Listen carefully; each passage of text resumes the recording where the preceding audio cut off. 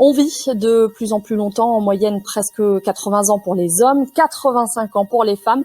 Pour les anciens, on peut rester chez soi, aller en maison de retraite ou pourquoi pas tenter la colocation. Vivre à plusieurs, vous allez le voir, c'est plus convivial. En Saône-et-Loire, Fabienne Acosta, Dalila Iberaken. Je suis à manger pour la tablée. Vous êtes le contremaître. Déjà des rires et de la complicité entre Geneviève et René, colocataires depuis une semaine seulement. À leur côté, 3 autres résidentes sont aussi installées. On est toutes des femmes. On n'a qu'un chef. Autrement, ce sont des copines.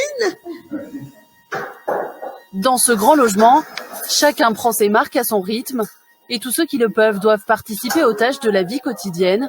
Une façon de se sentir encore utile et d'apprécier d'autant plus les repas ensemble. Moi, j'étais aux Amaltides, on faisait pas le repas, hein, mais on mangeait mal. À partir de la semaine prochaine, on a pris en compte leur goût et ce qu'ils voudraient manger. Puis, on prend le temps de manger parce que les repas durent bien plus d'1 heure. Hein, on discute, c'est un moment de partage. Encore un peu, hein. Non, ça suffit. Madame Marchandeau, je vous sais, j'ai des fruits de mer à la tomate. C'est des gens qui peuvent tomber à tout moment, c'est des gens qui sont en fauteuil, qui sont en perte d'autonomie quelque part et qui ont besoin, qui peuvent plus, enfin, à mon avis, qui peuvent plus rester chez eux tout seuls. Le soir, si on regarde la télé, parce que nous, on est amenés à coucher là, ils viennent regarder la télé, ils discutent, enfin, ça n'a rien à voir avec la maison de retraite, je pense. Pour la première fois, Anne est aussi là pour partager le repas avec les colocataires. La responsable principale de la maison va bientôt prendre ses fonctions et renforcer l'équipe d'auxiliaires de vie. À une différence près, elle vivra sur place, à l'étage, dans un logement de fonction. Alors, mon appartement, c'est celui-ci. On est responsable de personnes, des personnes dépendantes qui ont besoin de nous aussi. Donc oui, ça me paraît évident d'avoir un logement de fonction.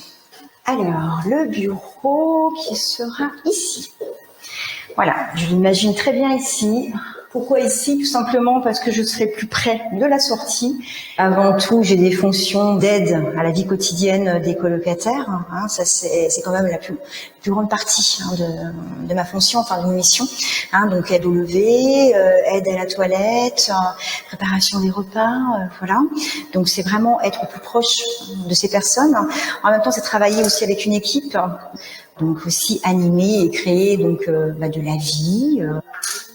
Dans ce cadre familial, la priorité c'est que chaque résident se sente à l'aise, chez lui, libre de ses faits et gestes, et les espaces privés sont aménagés comme il veut. Une semaine après son installation, René, bientôt centenaire, s'est déjà fait à sa nouvelle adresse. Bah, c'est tout chez moi, ça. La télé, tout. Même les états de mes enfants. Vous vous sentez encore chez vous ici, du coup? Oh que oui. J'ai tenu quand même 3 maisons avant d'arriver là.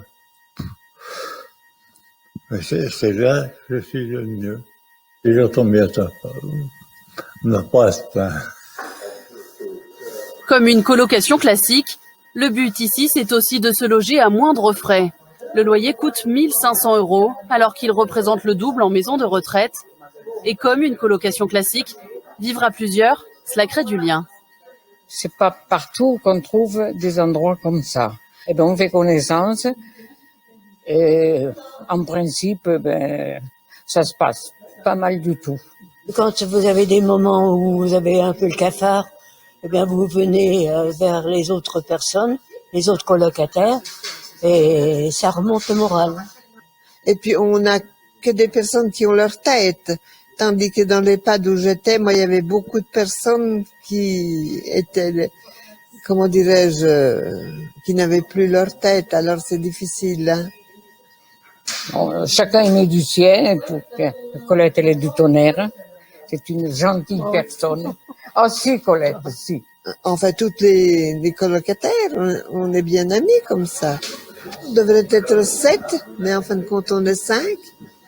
Pourvu que les gens soient honnêtes, sérieux et tout. Moi, que ça soit homme ou femme, ça m'est bien égal. Hein.